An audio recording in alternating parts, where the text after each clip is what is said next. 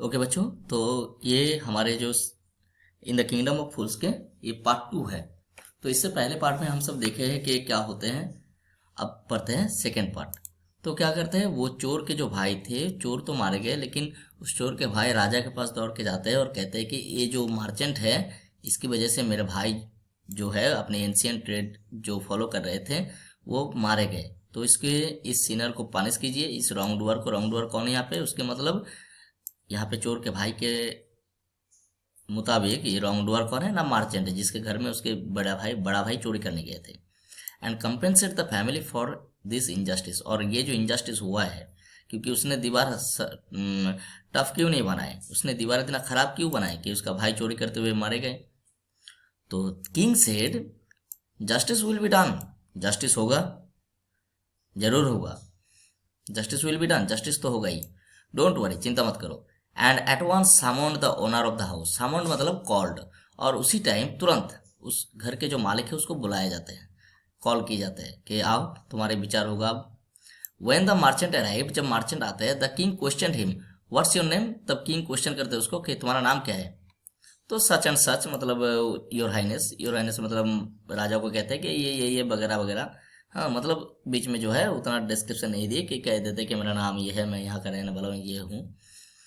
अब फिर से राजा पूछते हैं were you at home when the dead man burgled your house.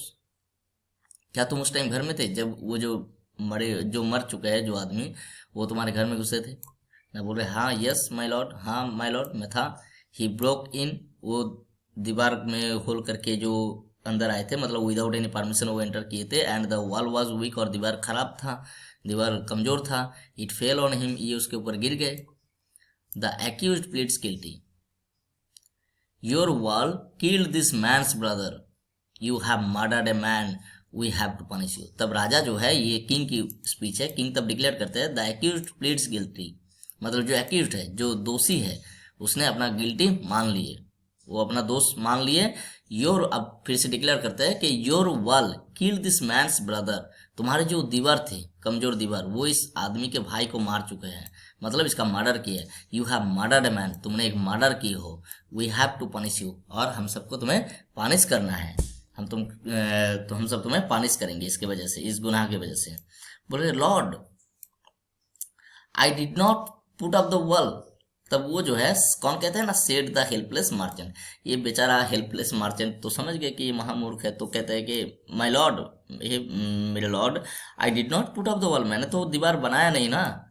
It's really the fault of the man who build the wall. ये तो उसकी फॉल्ट है जिसने ये दीवार बनवाया है। He did not build it right, वो इसको सही से बनवाया नहीं है। यू शुड पनिश हिम, तो आप उसको पनिश करिए। ये दीवार तो मैंने नहीं बनवाया है, जरूर दीवार मेरा है, लेकिन बनवाया तो कोई और है। तो बोल रहे हु इज दैट। तब राजा फिर से कहते कौन है वो ना, my lord this wall was built in father's time. ये जो दीवार है, ये मेरे पिताजी के टाइम पे बनाया गया था। तो सोचो जरा, पिताजी के टाइम पे बनाया गया था ये दीवार, अब वो टूट चुका है, अब उसकी वजह से बेचारा उसका बेटा फंस गया। बोल रहे हैं आई नो द मैन। बोल रहे हाँ, मैं उस आदमी को जानता हूँ। He is an old man now, वो अभी बूढ़ा हो चुका है। ही लिव्स नियर बाई, वो यही करीब ही रहते हैं, मैं उसको जानता हूँ, वो अभी बूढ़ा हो चुके हैं जिसने वो दीवार बनवाया था। अब राजा देखो कैसा है, अब उस आदमी को बुलाएगा, बेचारा कब का दीवार बनाया है, अब वो दीवार टूट गया, अब उसके लिए उसके मतलब पनिशमेंट होगा। The king sent out messengers. King messengers का मतलब जो सैनिक है उसको भेज देते हैं। टू ब्रिंग इन मतलब पकड़ के लाने के लिए। द ब्रिकलेयर, जो ब्रिकलेयर था, जो उस दीवार को बनवाए थे, उसको पकड़ के लाने के लिए भेजे। Who had build the wall, जिसने क्या किया था, वो दीवार बनवाए थे। दे बॉट हिम, वो क्या करते हैं, वो उसको पकड़ के लाते हैं। टायर्ड हैंड एंड फुट, हाथ पैर बांध के लाते हैं, मतलब ये और ऊपर है, पकड़ के लाने के लिए बोले तो हाथ पैर बांध के लाए हैं। बोले तब राजा क्या कहते हैं, you there did you build this man's wall in his father's time. क्या तुमने, ये जो आदमी यहाँ पे खड़े हैं, इसके पिताजी के टाइम पे इसके घर के वो दीवार बनाए थे ना। वो कहते हैं yes my Lord I did, हाँ माय लॉर्ड मैंने बनवाया था। तब राजा फिर से कहते हैं what kind of A wall is this that you build. ये कैसा दीवार था जो तुमने बनवाए थे। It has fallen on a poor man, एक बेचारे आदमी के ऊपर गिर गए एंड किल हिम, और उसको मार दिए। यू हैव मर्डर हिम, तुमने उसको मर्डर कर दिए। You have to punish you by death, तुम्हें मृत्यु की सजा होगी।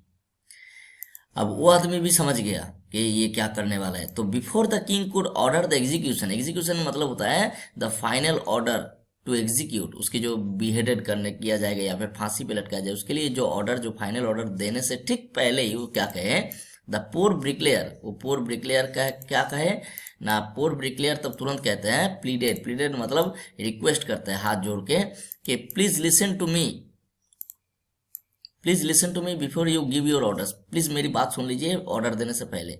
It's true I build this wall, हाँ ये सच है मैंने ये दीवार बनवाया था। इट वॉज नो गुड, और ये अच्छा नहीं बना था, मैं मानता हूँ, क्योंकि ये समझ गया कि भाई कोई आर्गुमेंट तो चलेगा नहीं, तो किसी तरह से दोस्त को किसी और के ऊपर डाल दो, ये मेरी गलती नहीं है, दीवार सही से बना नहीं था, लेकिन ये मेरी गलती नहीं है, but that was because my mind was not on it, क्योंकि मेरी माइंड उसमें नहीं था दीवार बनवाने में, मेरा माइंड कहीं और था।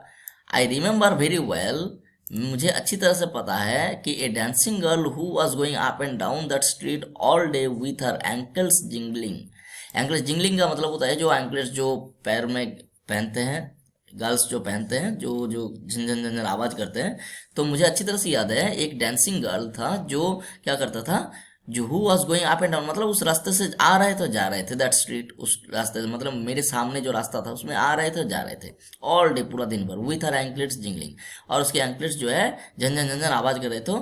तो इसी वजह से and I could not keep my eyes और my mind on the wall I was building, तो इसी वजह से मैं अपनी आंखें और मेरा मन दोनों दीवार पे नहीं था, क्योंकि उस लड़की जो सामने से गुजर रहे थे उसकी तरफ उसके माइंड और आईज थे। तो ये अब गलती किसकी है ना, उस डांसिंग गर्ल की गलती हो गया। तो you must get that dancing girl, आप उस डांसिंग गर्ल को बुलवाइए। I know where she lives, मुझे पता है वो कहाँ रहते हैं। तो अब देखो ध्यान से कि राजा भी कितने बड़े बेवकूफ हैं कि अब उसको कह रहे हैं कि उसका माइंड नहीं लगा काम में, इसकी जिम्मेदार कौन हो गई, जो रास्ते में गुजरे। तो अब वो कह रहे हैं यू आर राइट, राजा तो एकदम कह रहे हाँ भाई तुम तो सही कह रहे हो, द केस डिपेंड्स, अब ये केस जो है ये धीरे धीरे और गहरा होता चला जा रहा है, मतलब इसकी रहस्यमय होते जा रहे हैं। We must look into it, हम सबको इसकी गहराई तक देखना है। It is not easy to जज, ये इतना आसान नहीं है जज करना, सच कॉम्प्लिकेटेड केसेस, ये बहुत ही कॉम्प्लिकेटेड केसेस है, मतलब बहुत ही पेचीदा केसेस है, इसको इतने आसानी से जज नहीं कर सकते हैं। लेट्स गेट दैट डांसर, चलो उस डांसर को बुलाओ। वेयर सी इज, वो कहाँ पे रहते हैं ना, देन अब वो डांसिंग गर्ल जो है, the dancing girl now an old woman, वो बेचारी अब बूढ़ी हो गई है। Came trembling to the court, trembling का मतलब होता है कांपते कांपते, मतलब उसकी शरीर जो है कांपते कांपते बेचारी किसी तरह से कोर्ट में आए, कोर्ट में मतलब राजा के दरबार पे बोल रहे हैं। राजा पूछता है did you walk up and down that street many years ago, काफी साल पहले तुम क्या उस रास्ते से आ रहे थे जा रहे थे। वाइल दिस, जबकि while this poor man was building, जबकि ये जो पोर मैन है, while this poor man was building a wall, जब ये बेचारा आदमी इस दीवार को बनवा रहा था। डिड यू सी हिम, क्या तुमने उसको देखे हो। तो ये भी समझ गए, बोल रहे यस माई लॉर्ड, हाँ माई लॉर्ड मैं देखा हूँ। I remember it very well, मुझे अच्छी तरह से याद है। तो कहते हैं so you did walk up and down with your anklets jingling, तो तुम कह मान रहे हो कि तुम आ रहे थे जा रहे थे, तुम्हारे पैर के एंकलेट्स बार बार झंझन झंझन आवाज कर रहे थे, तो ये तुम मान ले रहे हो, तो मतलब तुम अपनी गलती मान रहे हो। You were young and you distracted him, तुम उस टाइम यंग थे, एंड यंग मीन्स यहाँ पे यंग एंड ब्यूटीफुल, ठीक है, तुम उस टाइम सुंदर थे, ब्यूटीफुल थे, तो यंग भी थे, तो इसी वजह से तुमने क्या किया, डिस्ट्रैक्टेड हिम, तुम उसकी जो माइंड है, मतलब ब्रिकलेयर की, you distracted the mind of the bricklayer, तुम उस ब्रिकलेयर के माइंड को डिस्ट्रैक्ट किए, उसके काम में मन नहीं लगा। सो ही बिल्ट ए बैड वॉल, और इस कारण से तुम्हारी सुंदरता की वजह से तुम वहां पे आ रहे थे जा रहे थे, इस वजह से उसने खराब दीवार बनवा दी है। तो और उसके बाद क्या हुआ, इट हैज़ फॉलन ऑन ए पोर बार्गलर, और ये बेचारा किसी एक आदमी जो अंदर घुसे थे, चोर जो है, उसके ऊपर गिर गया, एंड किल्ड हिम, उसको मार दिए। You have killed an innocent man, अब यहाँ पे देखो बेचारा चोर जो था, you have killed an innocent man, just find out the, इस लाइन को थोड़ा देखो, कह रहे कि तुमने एक इनोसेंट इंसान को मार दिए। तो एक कैसा किंगडम है कि जहां पे एक चोर इनोसेंट बन जाते हैं। You will have to be punished, और इसकी वजह से तुम्हें पनिशमेंट मिलना है। She thought for a minute and said, तो कुछ देर के लिए सोचते हैं कि क्या कैसे बचा जाए। तो कहते हैं माई लॉर्ड वेट, मेरे लॉर्ड वेट करिए, I know now why I was walking up and down that street, मैं क्यों उस रास्ते से आ रहा था जा रहा था। I had given some gold to the goldsmith to make some jewellery for me, मैंने एक गोल्ड स्मिथ को, जो सुनार है, उसको मैंने कुछ ज्वेलरी बनवाने के लिए दिए थे। तो उसने क्या किए थे, he was lazy and scoundrel, scoundrel is a one kind of slang language, तो वो कहते हैं वो इतना बदमाश है कि वो इतना धूर्त बदमाश है, धूर्त नहीं बोलूँगा, बदमाश है कि वो क्या किए, ही मेड सो मेनी एक्सक्यूजेस। वो इतना लेजी और साथ में बदमाश था कि वो मुझे काफ़ी सारे एक्सक्यूजेस देने लगे। He made so many excuses, said he would give it now and he would give it then, कि वो अभी देगा या थोड़ी देर बाद देगा, इस तरह से। And so on all day, और पूरा दिन भर मुझे घुमाते रहे। He made me walk up and down to his house a dozen times. तो उसने क्या किए, वो पूरा दिन भर मुझे उसके घर आने और जाने में मजबूर किए, लगभग a dozen times. Dozen time मतलब मान के चलिए इससे एक नंबर बताया गया है, इसका मतलब ऐसा नहीं कि 12 बार ही, इसका मतलब पूरा दिन भर दौड़ा है वो। That was when this bricklayer saw me, और वही टाइम है जो ब्रिकलेयर मुझे देखे थे। इट्स नॉट माई फॉल्ट, ये तो मेरा फॉल्ट नहीं है my lord, it's the damned goldsmith fault, ये उस बदमाश गोल्डस्मिथ की दोष है। अब poor thing, she is absolutely right, हाँ सही तो कह रहे हैं, वो डांसर गर्ल जो है वो एकदम बिल्कुल सही कह रहे, थॉट द किंग, वो राजा सोचे। वेइंग द एविडेंस, सारे विचारों के, सारे एविडेंस के ऊपर जजमेंट करने के बाद, सारी जो प्रूफ है इन सब के ऊपर विचार करने के बाद, we have got the real culprit at last, हम सबको ओरिजिनल कल्प्रिट का मतलब होता है दोषी, जो रियल कल्प्रिट है, जो असली दोषी है, वो हमें मिल चुका है। गेट द गोल्डस्मिथ, उस गोल्डस्मिथ को लाओ, wherever he is hiding, वो कहाँ छुपा है देखो जरा, उसको ढूंढ के लाओ, एट वंस, अभी लाओ। The king bailiffs searched for the goldsmith, अब वो किंग के बेलिफ जो थे, मतलब मैसेंजर्स थे, वो क्या करने लगे, दौड़ने लगे उसको ढूंढने के लिए, गोल्डस्मिथ को। Who was hiding in a corner of his shop, जो बेचारा अभी उसके जैसे उसको खबर मिल चुका है कि उसको ढूंढने आ रहा है, तो बेचारा अपने घर के ही कोने, दुकान के कोने में एकदम छुप गए हैं। When he heard the accusation against him, he had his own story to tell, और जैसे उसको राजा के दरबार पे लाए जाते हैं और उसको जैसे एक्यूजेशन मतलब उसका दोस्त जब उसको बताया जाता है, जब उसके अपने दोस्त के बारे में सुनते हैं तो क्या करते हैं, उसका भी अपना स्टोरी रहता है। वो क्या कहते हैं ना, माई लॉर्ड ही सेड, वो क्या कहते हैं, my lord I am a poor goldsmith, मैं बेचारा एक गोल्डस्मिथ हूँ।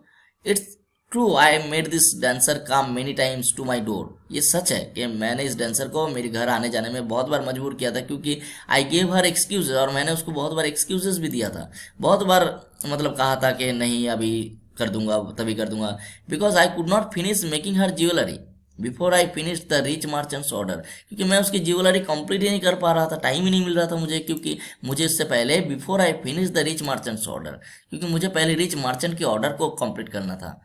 और आप तो जानते हैं they had a wedding coming, क्योंकि वो रिच मर्चेंट के घर में एक वेडिंग था, शादी था, and they would not wait, और उन सबको वेट नहीं कर सकता था।